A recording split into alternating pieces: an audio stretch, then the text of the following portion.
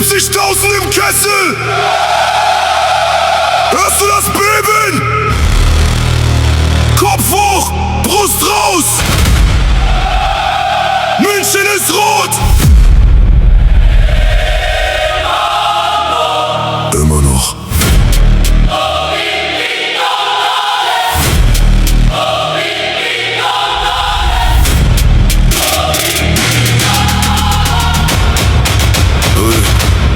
32 Schlachten, 83 Punkte an der Wand, 116 Tore, wir brennen das ganze Land. Sie wollten uns fallen sehen, Tränen im Halbfinale, doch Ungerechtigkeit füttert nur die Bestie, keine Signale. Vincent Kompanie gibt den Takt, die Strategie sitzt tief. Harry Kane schlägt ein, als ob er nie ein anderer war, massiv. Jamal Musiala tanzt, Michael Olise am Flügel flinkt, Luis Diaz kommt mit Speed, wenn der Gegner im Boden versinkt.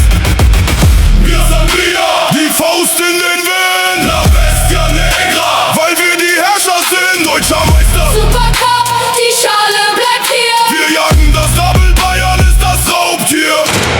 Joshua Kimmich kontrolliert, Leon Goretzka bricht den Geist. Alfonso Davies rennt, bis der Asphalt unter ihm zerreißt. Ayotu Upamecano, Kim Min-jae, die Mauer steht fest. Manuel Neuer im Kasten, der den Rest Verzweifeln lässt. Kein Mitleid für Zweifler, keine Gnade für den Neid.